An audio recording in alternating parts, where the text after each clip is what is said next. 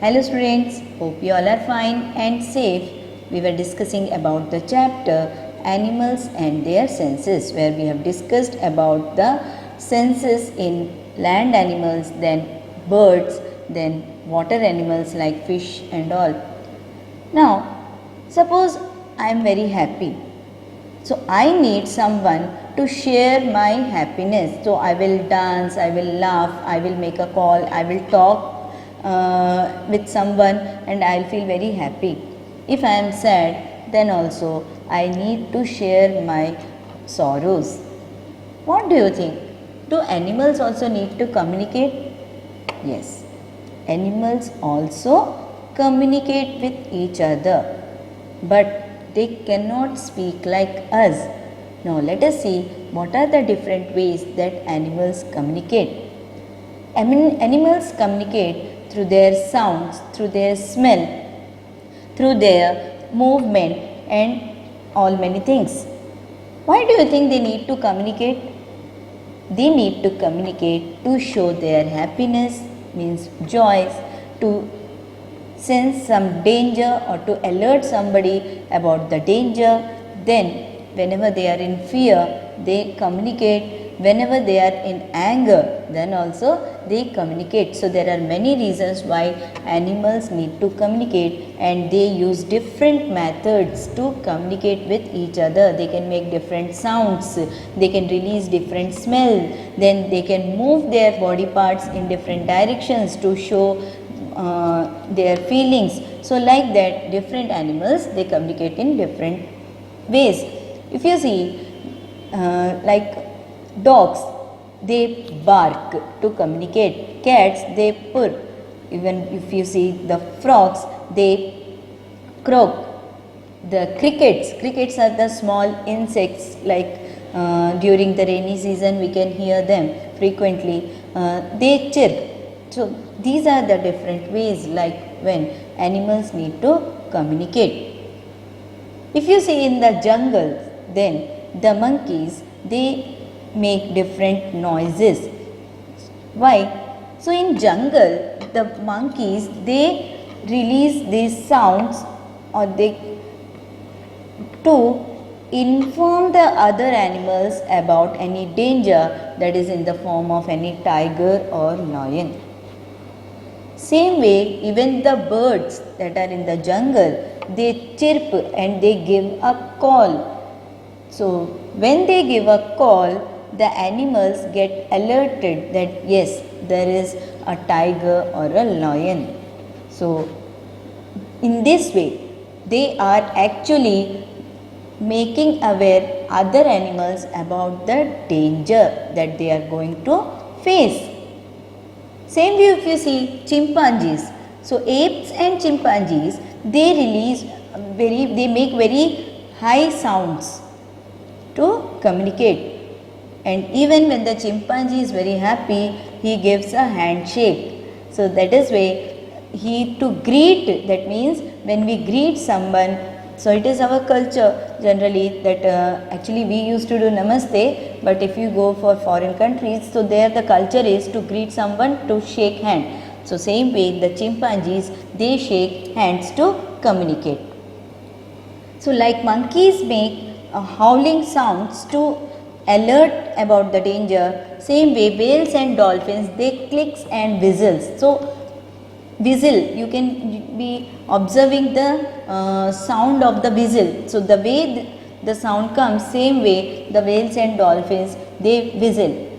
Some animals, they release the some substance, chemical substance called pheromones to protect themselves from the predators. If you see the animals like deer, then skunks and all, they release such type of very bad smelling chemicals. So that is pheromones, and it protects them from the predators. So when they release the type of smells, the predator, that means the animal that is going to catch them, so it won't catch them and they will easily escape from the danger. So that is how they release this bad smell or chemicals, they release that is called pheromones, right? Now, the animals like cats and golden hamster, they have special scented glands on their sides. Now when they want to communicate or show their feelings, they rub them against some object. So if any of you have a pet like cat, so you might have observed when the cat feels to express the love for you, it comes to you and starts rubbing itself against you. So this is how they communicate, that means they show their feelings to us. Same way if you see, then many animals, they use their body movements to communicate. If you might have observed the bee when it gets the nectar, or you might have seen the bee buzzing. Okay, so the bee buzz and it moves from place to place, and when it sees any beautiful flower full of nectar, so it is called the dance of the bee. So the movement of the bee you might have observed many times. So there is, the bee is dancing and release some buzz sound, right? Now this is, to first thing is to show the happiness that yes, I got my food, and second thing, to inform the others also about the source of the food, that is about the nectar. So when the bees, they dance, so other bees, they understand that yes, there is some nectar there is a food there, and they can easily find the way to their food. So this is how the bees, they communicate, right?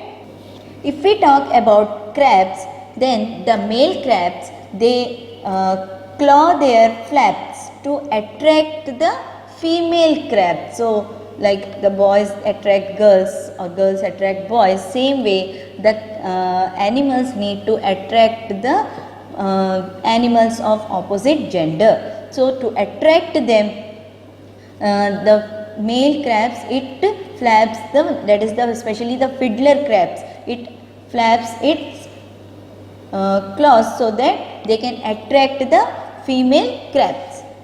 Do you know elephants, they have a very unique way of expressing themselves. Elephants, they have the trunk.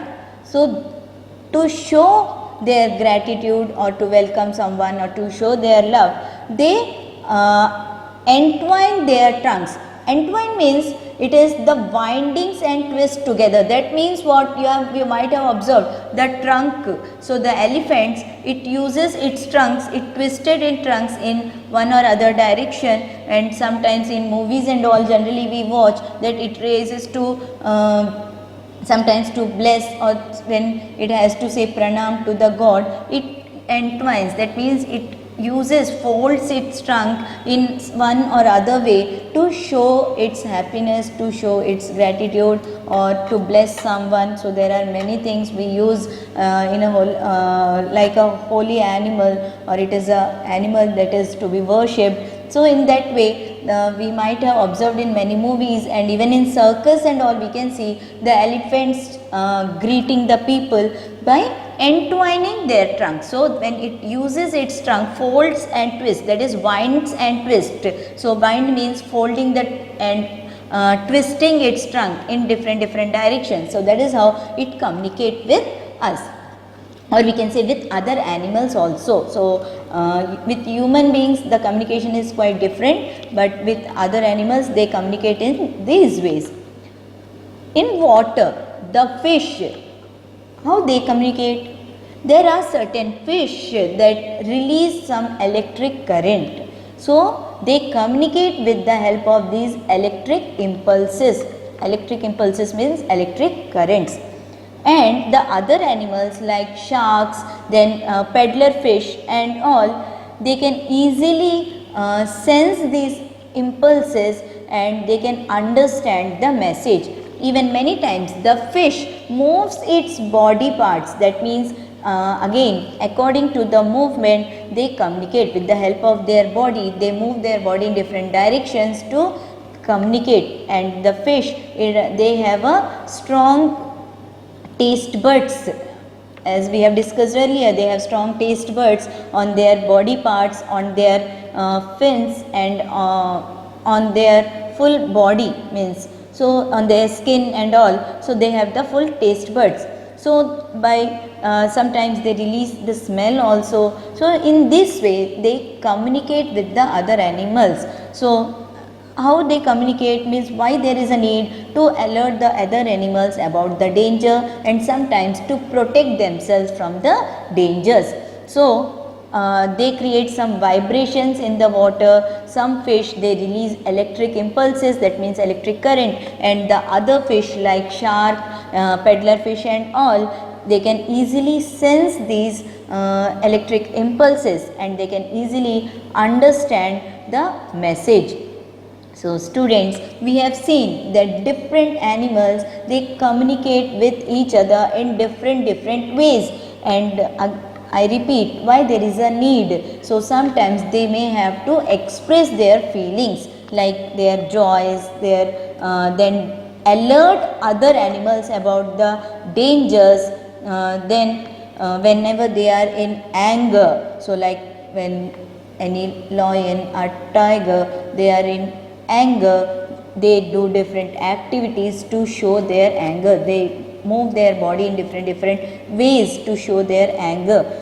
So like that, so different animals they need to communicate, they need to alert other animals about the dangers and they need to protect themselves from the dangers from their predators. So students, these are the different ways how animals they communicate, right? So try to understand them. If you have any pet, just observe the pet, what are the activities it is doing and how it is showing the feelings, how it is, how you just talk with the people who are having pets and understand how they understand them. That means how these animals they communicate with the human beings, with us, to show their needs, to just have a talk with the people who have these pets and try to understand what are the different activities these pets do, so that they can convey their message to us and we can understand their needs. So till then, bye, have a nice day, take care.